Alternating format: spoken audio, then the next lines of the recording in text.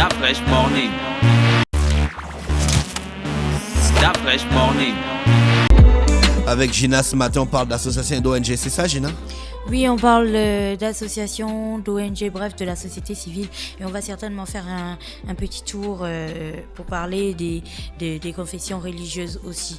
Donc, je pense que tout le monde, quand on dit ONG, association, c'est pas des termes qui sont surprenants pour nous tous, parce qu'il ne se passe pas un seul jour sans que ce soit dans le journal ou le journal papier ou sur le web ou à la télévision, on entend parler d'une ONG ou d'une association.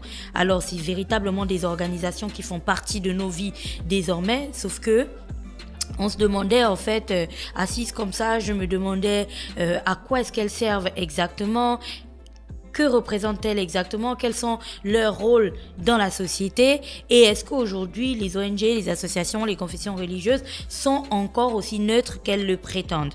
Alors, pour la petite histoire, donc une ONG, c'est une organisation de la société civile d'intérêt public ou ayant un caractère humanitaire qui ne dépend ni d'un État, ni d'une institution internationale, et une ONG décide donc de manière autonome des actions qu'elle engage. Ses membres sont des volontaires, bénévoles, organisés le plus souvent en association, et donc ces ressources proviennent de fonds publics ou privés et sont souvent injectées en fait dans des actions qu'elles décident de mener. Et donc on arrive à la question de l'action. L'action peut prendre une forme d'intervention diverse en fait. Il y a plusieurs actions, leurs domaines d'intervention sont vraiment très larges. Donc il y a bien sûr des ONG qui sont très très connues dans le monde. On parle de Médecins sans frontières par exemple, que tout le monde connaît, qui fonctionnent véritablement comme des grands groupes internationaux désormais. On connaît la Croix-Rouge, Greenpeace, Amnesty International, WWF et ce genre d'ONG. Qui, elles, sont véritablement considérées comme des organisations à la vie associative privée, sans but lucratif, comme on le disait, mais leur but, cette fois-ci, vont être consacrés pour certaines à l'éducation, d'autres à la santé, d'autres à la protection des droits, et ainsi de suite. Donc, on comprend que les ONG ont véritablement un rôle très, très important dans les pays, en fait, puisque, comme je le disais au départ, elles sont rangées dans ce qu'on appelle la société civile, et donc, elles agissent dans deux domaines d'activités très différentes. Tu peux avoir l'intervention d'urgence. Donc, il s'agit des ONG qui sont vraiment dans des interventions directes qui ont pour but de venir en aide rapidement à des populations qui, la plupart du temps, sont dans des situations extrêmes de pauvreté et de précarité suite à des crises. Et ces actions-là interviennent souvent à court terme et sont qualifiées d'humanitaires. Et donc, ces ONG, celles qu'on connaît le plus, c'est bien sûr la Croix-Rouge et Médecins sans frontières, qui sont parfois le plus médiatisés et qui agissent sur un plan mondial en fait, qui sont vraiment vraiment très très grandes. Après, tu as l'autre domaine, domaine d'activité qui est cette fois-ci les actions de développement sur le long terme, et donc c'est un peu dans ça que s'engouffre la majorité des ONG qui sont en faveur en fait d'un développement périn. Donc tu vas avoir des interventions directes à travers l'action de volontaires ou la mise en place des projets locaux, c'est-à-dire qu'une ONG se crée et puis elle se dit que bon, nous on va se consacrer à l'éducation et puis on met en place des projets pour pouvoir répondre à un besoin local. Et puis après tu as des appuis aux initiatives locales, donc tu as des ONG qui se créent par exemple dans le domaine de l'agriculture et dont l'objectif ou la mission poursuivie est d'aider les cultivateurs locaux à peut-être avec de nouvelles techniques de culture, avec des formations, avec l'apport de semences, ce genre de choses. Mais bon, bref, c'est vraiment des appuis aux initiatives locales. Donc les initiatives existent déjà, on n'en crée pas, on vient juste appuyer, renforcer ce qui existe déjà. Et puis tu as des ONG qui cette fois-ci sont sur des envois de financement nécessaires. Donc on parle de microcrédit et de crédit. Donc ça se crée et puis ça aide véritablement des personnes qui n'ont pas beaucoup d'argent en fait à avoir des fonds. Et puis tu as des ONG qui sont en fait un moyen d'alerter les populations ou les États sur des actions qui peuvent menacer les droits de l'homme ou le bon développement de certains pays. Là, c'est des ONG qui vont véritablement s'axer sur l'être humain et donc leur cœur de cible, c'est véritablement d'éviter que dans les pays ou de faire en sorte que dans les pays on respecte au maximum les droits de l'homme et que il n'y ait pas des populations qui soient piétinées et ce genre de choses. Donc, il y a plusieurs domaines d'intervention, vous l'aurez compris. Il y a aussi on peut placer donc les ONG dans plusieurs catégories ou plusieurs domaines d'activité différentes. Tu vas avoir des environnementalistes ces ONG-là ne vont se consacrer qu'à l'environnement. Tu vas avoir des ONG qui sont des anti-mondialistes qui, eux, vont se dire que bon, on est contre la domination de tel pays sur tel autre pays. Donc, nous, on travaille pour faire en sorte, on fait passer des pétitions pour lutter contre les lobbies, ce genre de choses. On dénonce les conséquences de la super mondialisation, enfin, ce genre de trucs. Tu vas voir les observateurs d'institutions, ils sont sur le côté et puis ils observent seulement pour être sûr que l'argent des pays ou des organisations est bien géré ou pour exiger parce que quand c'est de l'argent public, on a le droit en fait de demander des explications, d'essayer au moins d'y voir clair. Donc ces ONG-là essaient de faire la balance pour que les organisations n'aient pas l'impression que bon ils naviguent en eau calme quoi, que bon voilà on peut péter le champagne comme on veut avec l'argent du contribuable, on s'en fout. Elles sont là pour créer la balance.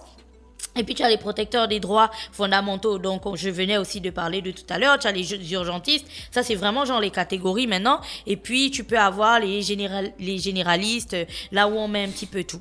Bref, la société civile tient un rôle capital dans le développement des sociétés. C'est que si tu vas en Europe, si tu vas aux États-Unis aujourd'hui, tu vas voir que la société civile tient véritablement une place énorme dans ce que les pays deviennent aujourd'hui, surtout aux États-Unis, quand ils vont te parler des différentes étapes que leur pays a traversées, les ONG tiennent une place capitale parce que c'est vraiment des personnes qui se sont levées pour le bien de la communauté, qui se sont levées parce que elles défendaient en fait des thématiques qui étaient importantes, pas uniquement pour leur génération, mais qui étaient nécessaires pour la prochaine génération et pour le développement de leur pays. Après, bien sûr, on arrive bien chez nous, en Afrique, où si vous cherchez bien, vous allez voir que y a plein d'articles qui abordent la question du réveil de la société civile en Afrique. Mais comme je vous le disais, ce qui caractérise une ONG, une association, c'est son caractère autonome et son caractère libre et indépendant. Sauf que en Afrique, même quand on parle du réveil d'une société civile, on a toujours l'émergence de la société civile africaine qui est engluée avec le politique. Donc la société civile qui, au final, trahit un petit peu ce qui caractérise son essence, même son indépendance et son autonomie, qui dans la plupart du temps, fricote, comme dirait Mosley, fricote avec le politique et puis mènent des actions beaucoup plus sous l'influence de financement qu'on leur donne, parce que c'est pour ça que je vous ai donné la définition des ONG au début, quand je disais que l'argent de leur argent vient véritablement de ressources en fait qui collectent ça et là pour des projets. Et donc si vous êtes une ONG, un acteur de la société civile et que chaque mois vous avez de l'argent qui est viré par une entreprise pour qu'ensuite vos actions visent uniquement la protection de cette entreprise-là, vous n'êtes pas en fait une ONG. Vous êtes véritablement vous êtes dans la propagande. En fait, ça n'a plus rien à voir avec l'action civile et l'action de la société civile. Il y a un auditeur qui demande si les talibans sont des ONG. Donc, vous n'êtes plus dans... Il faut lui dire qu'en ce moment, en France, il y a une jeune fille qui défraie la chronique. Il n'a qu'à venir lui-même répondre à sa question. J'ai oublié comment elle s'appelle. Elle sort plus de chez elle, elle va plus à l'école. Parce qu'elle n'a pas pu attraper sa bouche. Donc, il y a des catégories de personnes dans ce monde-là. Faut pas parler leurs choses. Donc, il y a... comme je le disais aujourd'hui, quand on parle d'ONG, on parle d'association, on parle de l'importance que ça a dans le développement d'un pays. on regarde leurs actions, on regarde comment elles fonctionnent et on se demande pourquoi en Afrique, et on revient dans notre pays, pourquoi au Gabon, on a l'impression que ça ne fonctionne pas. Et c'est pour ça que je parlais du lien avec les politiques, du lien avec les entreprises et ainsi de suite. Parce que si dès le départ, on trahit l'essence même de l'ONG, on trahit l'essence même de l'association, ce qu'on représente, ce qui fait que nous soyons nous, donc dans la définition même de qui nous sommes financés, nous sommes influencés d'une certaine manière, nous ne sortons qu'à certains moments pour protéger X ou Y. À ce moment donné, on est dans la propagande. Et quand je présentais les différentes catégories d'ONG et d'associations, on n'a pas vu une catégorie, on a dit les ONG propagandistes où leur travail c'est seulement de dire oui, allô, oui, tel est bien et ainsi de suite. Sauf que dans notre pays, tu vas remarquer que si on va au ministère de l'Intérieur aujourd'hui, on te sortira une liste qui n'en finira pas d'ONG qui sont enregistrées en fait au pays, mais qui sur le terrain en fait, dont on ne voit pas du tout l'action. On ne voit véritablement pas leur action parce qu'elles sortent à des moments clés. La plupart du temps, c'est dans les périodes électorales. Donc là, quand on va arriver proche de 2023, je pense qu'on va connaître un pic de sorties d'ONG. Elles vont du coup se souvenir que dans un Tibet Source, par exemple, il y a des gens qui pleuraient parce qu'ils avaient besoin d'un pont. Ils vont se souvenir qu'à Kango, il y a des gens il y a des commerçantes qui avaient véritablement donc appui aux acteurs locaux. Il y a des commerçantes qui avaient véritablement besoin de tables pour vendre leurs produits. Ils vont se souvenir que sur la route de Mayumba, les gens qui y vivaient réclamaient qu'on aménage la route. Bref, c'est toujours genre une sorte de réminiscence qui apparaît uniquement à la période électorale. Sauf que, avec un fonctionnement pareil, on ne peut pas en fait espérer un quelconque développement. Parce que si vous observez bien les ONG dans d'autres pays, notamment les ONG des pays de l'Afrique de l'Ouest, tu vas voir à quel point ces ONG sont dynamiques et l'action que ces ONG ont sur le développement des pays dans lesquels elles sont implantées. J'ai dit qu'aujourd'hui, on ferait aussi une petite brèche dans le côté religieux. Et tiens-toi bien, je pense que tout le monde a déjà entendu parler d'une manière ou d'une autre du centre agroécologique de Songhai qui se trouve dans un pays africain, je pense. On peut retrouver ça au Nigeria, au Bénin ou au Togo. Je vais retrouver. Et le centre Songhai, pour la petite histoire, je pense c'est au Bénin. Le centre Songhai, tu sais qui a fondé le centre Songhai? C'est un prêtre. Donc, le gars, il a une église. Il est dans une zone, parce que vous pourrez regarder le documentaire sur YouTube, vous mettez juste Songhai. Il est dans une zone où tous les jours, il reçoit bien sûr des personnes à l'église et il voit à quel point ces personnes sont pauvres et comment c'est difficile pour elles de se nourrir. Il ne comprend pas pourquoi elles font pas de l'agriculture. Et avec les fidèles de l'église, donc ces brebis, étant donné que c'est lui le pasteur, qu'est-ce qu'ils font? Ils montent un centre ensemble. Ils plantent, ils font de la pisciculture et ainsi de suite. Et aujourd'hui, il y a des experts qui viennent du monde entier pour étudier le mode de fonctionnement du centre Songhai où en fait là-bas tout est réutilisé. C'est que la fiente des animaux est utilisée pour faire pousser des plantes quand c'est pas utilisé pour produire du gaz naturel qui est utilisé ensuite dans les cuisines pour préparer à manger pour la cantine des travailleurs. L'eau est traitée. C'est toute une organisation, mais c'est venu d'un prêtre, tu vois. Chez nous, les ONG, parce que je suis d'accord qu'à certains moments, et je pense que je fais partie de cette catégorie de personnes qui crient toujours sur les décideurs, les autorités, le gouvernement en disant « vous servez, vous ne servez pas le peuple, les gens souffrent et ainsi de suite ». Mais comme dit l'adage, au lieu de voir la paille qui est dans l'œil de l'autre, il faut aussi voir la poutre, l'okoumé, le kevazingo, qui se trouve dans ton œil.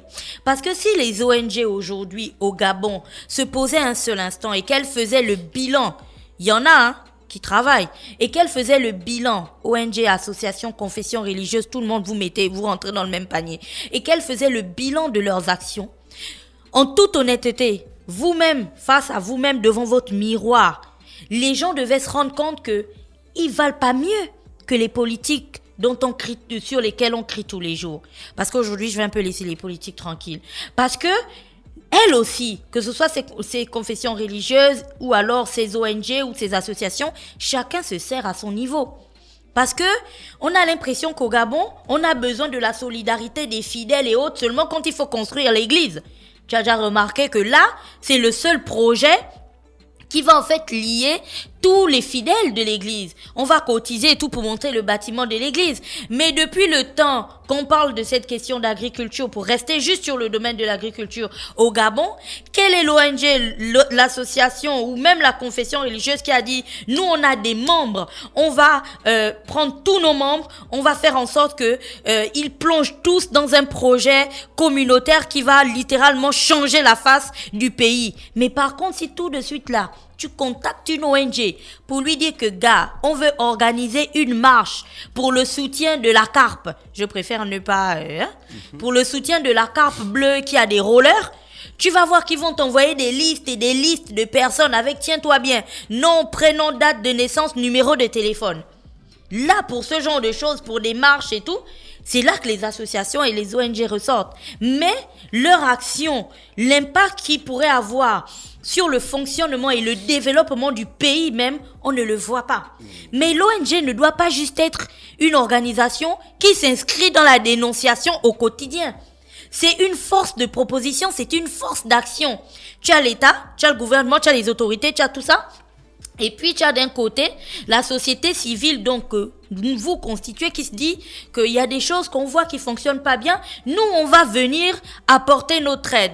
Pour vraiment, c'est vraiment une question de balance, pour équilibrer, pour aider les gens. Parce qu'au final, le plus important dans tout ça, ça reste l'être humain, ça reste l'individu, ça reste les populations. Donc, quand tu as des ONG qui ne posent aucune action du tout, qui, à la fin de l'année, sont incapables de te sortir un bilan d'action, mais qui, lorsqu'il y a des élections législatives, présidentielles ou je sais pas quoi, sortent du lot, et puis là, on te sort les récépissés du ministère de l'Intérieur et blablabla, on comprend bien qu'à un moment donné, on est à des années-lumière de ce que représente véritablement une société civile. Ou si tu as une société civile qui ne porte la voix que lorsqu'il y a des débats politiques, les gars, on se pose un instant, on regarde un petit peu les autres sociétés civiles dans d'autres pays et en toute honnêteté, il faut qu'on reconnaisse que ça fonctionne pas. Donc, l'objectif n'est pas d'apprendre à qui que ce soit comment faire fonctionner son ONG. L'objectif, c'est de vous rappeler concrètement c'est quoi une ONG. Parce que si votre ONG ne fonctionne pas suivant la définition même ou ce qui constitue, si vous n'êtes pas autonome, si vous n'êtes pas libre, si vous n'êtes pas indépendant et qu'au final vous êtes là uniquement pour suivre les lignes directrices de peut-être un candidat, un homme politique ou une entreprise ou je ne sais pas quel autre groupement de personnes, vous devriez en réalité peut-être convertir votre identité puis devenir une entreprise ou je ne sais pas un soutien propagandiste de je ne sais pas, mais il faudrait pas vous faire appeler ONG parce que si tu prends la quantité d'ONG et d'églises que nous avons dans notre pays, si chacun prenait véritablement à cœur son action et sa responsabilité, d'afresh, mais aujourd'hui on serait le Dubaï 2.0 de l'Afrique. Donc, c'était tout pour aujourd'hui. Merci Gina avec nous ce matin sur les 104.5 Urban FM, la station urbaine dans le Dafresh Morning, le réveil matinal le plus de la capitale sur la radio ou la plus de la capitale. Dafresh Morning.